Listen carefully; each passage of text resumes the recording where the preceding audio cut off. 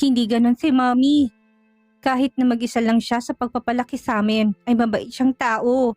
Lihim na napangiti si Felix. Napakabibo ng batang kaharap niya. Mukhang mabait ngang mommy mo ayon sa pagkakadescribe mo. She also looks like strong woman. What is your mommy's work? Sa pangalawang beses na nakita ni Felix ang babae ay lalo siyang humahanga dito. Lalo na sa personalidad nito na kahit isang batang 5 taong gulang lang ang magde-describe ay magugustuhan mo na. My mom? She is the CEO of my dad's company. She helps my dad run it while he is not there. Napamata si Felix sa bata. Sino mag-aakala ng babaeng yon sa bata nitong edad ay isa ng CEO ng kumpanya? Pero, hindi batang sabi mo'y wala kang daddy? Napangusong bata sa sinabi niya. Uncle, the way you said that you are saying that my dad is gone. No, he has been missing since the day I was born. But I don't resent him though. Ang sabi ni Mommy ay may dahilan kung bakit siya wala. Napailing si Felix. Isa lang ang ibig sabihin nito. Gago at irresponsable ang daddy na tinutukoy ng batang ito. How could he leave his wife and children behind? So sinasabi mo na, hindi ba bumabalik ang alaala ni Vincent? Naghihiwaga ang tanong ni Calista kay Rex nang makita sila sa opisina niya sa CIS group na makabalik ito mula sa Afghanistan. Ilang Taliban groups ang pinuksa ng mga to dahil sa pakikipagpalitan ng mga ito ng warheads sa RDS. Bagamat nagtagumpay si Rex ay may ilang sugatan din sa mga kasamahan nito. Tumango si Rex sa kanila pagsaharap niyang nakabukas na folder. Mga larawan yun ni Vincent na nakaupo sa wheelchair habang tulak-tulak ni Odelia. He and that woman are currently here in the country and it is our chance to seize him back. Ang problema, kung wala pa rin siyang memorya, baka hindi siya sasama sa atin. Mula sa suot nitong bulsay, binigay ito sa kanya ng isang vial at nakasarang injection. What is this? Nagtatakang tanong niya. Drugs. Si Dr. Laksamana ang sumagot. Magkasalubong ang kilay na nilingon nito ni Calista. Then why are you giving this to me? The drugs we developed to erase memories were made by me and my team when I was in the captivity of RDS. And that one is the reverse effect. It can restore memories, but the side effects are dizziness and shortness of breath. If the person taking it has a heart problem, it may be fatal and cause death. Mahigpit na kinuyom ni Calista ang droga. Hindi ko alam kung anong sitwasyon ngayon ni Vincent. It has been 5 years. The information Vincent obtained was 5 years ago too. Pero ngayon lang niya naipasa sa atin. Ang hinala ko'y nabuksan niyang aplikasyon na ginawa natin. Agad na sumagi sa isip ni Calista si Shadow sa hindi malamang dahilan pero bago pa niya ito matukoy kung ano'y muling nagsalita si Doc Laksamana. We only have 1 shot of this drug. At kung hindi mo ito ma-administer sa kanya, ito ay boom! Goodbye Vincent forever ka na si. Tahimik si Calista. Hanggang makaalis ang mag-asaway nakatunganga lang siya sa hawak na vial habang nakaharap ang upuan sa labas ng opisina. The glass wall seems to be blurry and that was when Calista realized that her tears were already starting to well up in her eyes. Mabilis siyang pumikit-pikit upang alisin yon at nagtagumpay naman siya. Bagamat sumikip ang dibdib niya sa sakit, iniisip pa lang niya kung paano siya matalo sa larong ito na ginawa ni Odelia ay nasasaktan na siya. Shit, Calista! Nasaan ang palaban na si Calista? Magpapatalo ka na lang ba sa babaeng yun at hayaan si Vincent na mapasa kamay niya? Tahimik na saway niya sa sarili. There was a knock on the door before it was softly opened and Via entered. Inikot ni Calista ang upuan at palihim na itinagong vial at syringe sa drawer sa kanilakyon at hinarap ang kaibigan. I hear that Jerome is back. Speaking of his little brother, magli5 taon na rin mula nang umalis ito ng Pilipinas upang mag-aral sa ibang bansa. Hindi pa niya ito nakikita pero ang sabi ni Frederick ay nakakatulong sa kapatid ang pag-aaral nito abroad. Hindi man sabihin sa kanya ni Jerome ang dahilan, ay alam niyang dahil yun kay Via. Nabalitaan niya na kaya pumayag si Jerome na mag-aral ito sa ibang bansa ay dahil hiniwalayan ito ni Via at masyado daw itong immature at ibang iba sa mga lalaki na kadate nito. Nagkibit ng balikat si Via sa kabinigay kay Calista ang mga papeles na dapat nitong pirmahan. I have a private banquet to attend today together with Thor. There will be a lot of potential investors and I need to leave early to prepare. Wala akong panahon na makinig kung nakabalik ng batang yon. Napangisi si Calista. Really, Via? Your face is screaming excitement though. Boss, I'm over him. 5 taon na akong naka-move on. Kaagad na sansala ni Via. Sumandal si Calista sa upuan habang binabasa ang isa sa mga papeles na binigay ni Via. Ang papel ay halos nakatakip na sa muka upang takpan ng ngiti. Okay, yun ang sabi mo eh. So si Vincent ngang asawa ni Odelia. Alam na ba ito ni boss? I think so, Via answered. But his eyes were looking somewhere. Nasa banquet na sila at sinasabi niya kay Calista at katatapos lang kausapin ang isa sa mga kilala niyang investor. Nagsisinungaling nga si Odelia na yon nang sinabi niyang may iba siyang asawa. Sinong maniniwala sa kanya? Well, nahinto sa pagsasalita si Thor at siniko siya. Kunot ang noong nilingon nito ni Via. What? Thor pouted and pointed at someone on his left. Looks like your old lover is back. Inirapan to ni Via. Sa dami ng past fling niya, ay hindi niya alam kung sinong tinutukoy ng kaibigan. Nang sundan niya kung sinong tinuturo ni Thor ay napatigil ang pag-ikot niya sa wine nang makita si Jerome. 5 years have passed. And the boy who used to be naive in love has grown up. Hindi na ito katulad ng dati na tila walang pakialam sa mundo. The way he talked to elders of the business world, he exuded a mature and smart aura. Hindi niya napansin na masyadong napatagal ang pagtitig niya sa binata. At nang bigla itong lumingon ay napatago ang mata nila. Jerome raises his Bordeaux glass as a greeting before he continued, talking to the people in front of him. Hindi alam ni Via na ganun pala kapait ang alak na iniinom niya. Jerome was back and he looked happy. Pero bakit parang hindi masaya si Via dahil inignora siya nito? Incredible, the little puppy has grown up into a big bad wolf. Na marinig ang sinabi ni Thor ay napaismit si Via at iniwas ang tingin kay Jerome. Kaagad na kontra niya. Pinatong niyang cognac glass sa mataas na round table sa kamuling nagsalita. It's not cute at all.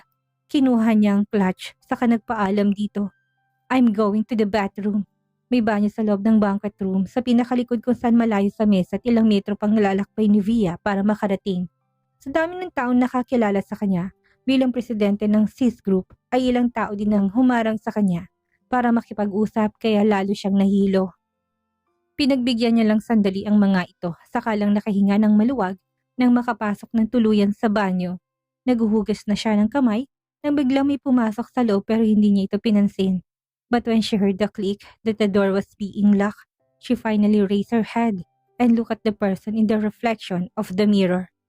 It was Jerome. The toilet has different cubicles for both men and women and a shared sink for washing. But why did this kid lock the door? Pinakiramdaman niyang kilos nito nang isa-isa nitong binuksan ang pinto ng cubicle at bumalik sa kanya nang makitang walang ibang tao. Lumapit ito sa sink para maghugas ng kamay na tila walang reaksyon sa buka. It's been a long time, Miss Via. Umangat ang isang kilay ni Via. Miss Via ha? Ulit niya sa isip. It is. Matipid niyang sagot sa katinalikuran ito upang kumuha ng tissue na nasa gilid ng sink. You have changed. Maya-maya pa'y sabi ulit ni Jerome. Ano bang ina-expect mo, Mr. Harrington? It's been 5 years, she answered. Her voice is nonchalant as she throws the tissue into the dustbin with her back facing Jerome. Tama ka. Bakit nga ba ina-expect ko na ganun ka pa rin, glowing ang balat mo after 5 years?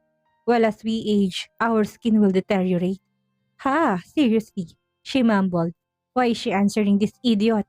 Akmang harap siya upang iwanan ito nang biglang nasa harapan na niyang binata at halos magkalapit ng mga mukha nila. Ngumiti ang lalaki na halos labas ang pantay-pantay at mapuputing mga ngipin. Tinaas nitong kamay upang hawakan ang mukha niya saka nagsalita. I'm just kidding, Miss Via. Kahit naman 5 taon na nakalipas, you still look the same. Palapit ng palapit ang mukha nito habang nagsasalita at walang nagawa si Via kung hindi higitin ang hininga. Sa sobrang lapit ng mukha nilang dalawa, ay langhap na langhap niyang alak sa hininga nito at nakaramdam siya ng konting init. Lalo na at marami-rami na rin ang naiinom niya. What are you doing? Habol ang hininga na tanong niya. Hindi niya alam kung bakit nahihirapan siyang huminga kahit hindi naman siya tumatakbo. Kahit ang puso niya'y mabilis ang tibok. Is it the enlarged handsome face of Jerome? Or is it the fact that he is in front and wanting to kiss her? Hindi niya mapigil ang ipikit ang mga mata at hinintay ang mga sumunod na kilos ng binata. But that moment didn't come. Ilang segundo nang lumipas pero wala pa rin ginagawang lalaki. Just as she opened her eyes, Jerome also opened his mouth to speak. Why are you closing your eyes, Miss Via? Did you expect me to kiss you? The teasing voice killed the hotness that Via felt like a bucket of cold water. She was being played. Ninisihan niya ito pero hindi nagsalita at malakas na itinulak upang makalayo dito. Hinayaan siya na lalaki na makaalis pero bago niya mabuksan ang pinto, ay muli itong nagsalita. I'm sorry to disappoint you, Miss Via. I already have a girlfriend, and I am loyal. I am not like a certain someone who still chases other men, even if she already has a boyfriend. Yes, nasaktan si Via sa sinabi ni Jerome dahil totoo ang sinabi nito. But that was before. She changed and was only waiting for someone. But I think she didn't need to wait anymore because someone already had a girlfriend. Nang makabalik siya kay Thor ay nakita niyang masaya itong nakikipaglandian sa mga babae kaya kinuha niya na lang ang coat dito saka nagpaalam na uuwi. Hindi na siya nagpapigil kahit na pinipigilan siya nito. Hindi lang ang ulo niyang sumasakit dahil sa alak, kundi pati na rin ang puso na sandaling pinaglaruan ni Jerome. Damn that kid! Sa pagpihit niya patungo sa exit ay nahagip ng kanyang mga mata si Jerome na may kasayaw na babae. Mukhang ito ang girlfriend na sinasabi nito dahil halos kasing edad lang ito ng lalaki. Maganda rin ito, matangkad at mukhang mayaman, bagay silang dalawa. Tss, muli siyang napaismid, saka tuloy-tuloy na lumabas ng hotel kung saan ginaganap ang banquet. Habang naghihintay sa elevator ay pinadala niya na mensaheng driver na uuwi na siya. Alam niyang iinom siya ng alak kaya nagsama siya ng driver ng kumpanya. Naghihintay lang ito sa mensahe niya. Nang bumukas ang elevator ay kagad siyang sumakay. Pero bago pa yung tuluyang maisaray may kamay na pumigil doon. Hindi pa niya napindot ang first button kaya naunahan siya ng lalaking bagong pasok. It was the 8th floor. Kaya imbis na pababang elevator ay umakyat na muna iyon. But the worst thing is, si Jerome ang lalaking bagong pasok sa elevator. Dahil sa nangyaring insidente sa toilet ay hindi niya na ito pinansin at ganun din ang lalaki. Pero nang makarating sa 8th floor ang elevator ay bigla siyang hinawakan ni Jerome sa pulso at hinila palabas. What the heck are you doing, Mr. Hardington? Let me go? Hindi siya pinakinggan ni Jerome kahit na nagpupumiglas pa siya. Hinila siya nito hanggang sa makarating sa isang kwarto at binuksan yun gamit ang keycard. Saka lamang siya binitawan nito nang makapasok na sila sa loob matapos siyang hinagi sa sofa at kagad na kinububawan. Jerome, I ask this one more time. What the heck are you doing? Nagbabadya ng galit sa mukha ni Via pero ang lalaki tila walang pakialam. I book a room when I saw you at the banquet. Ginalaw nitong katawan at nalaki ang mga mata ni Via na makaramdam ng paninigas nitong pagkalalaki. Kinuha nitong dalawang kamay niya at iginapos sa uluhan niya pero muli siyang nanlaban. Via raised her leg and kicked his back but the guy was tough. Ininda nitong sakit ng sipa niya sa katuluyang bumaba ang muka sa mukha niya at sinakop ng marubdob ng halik ang kanyang labi. I miss you so much, Via.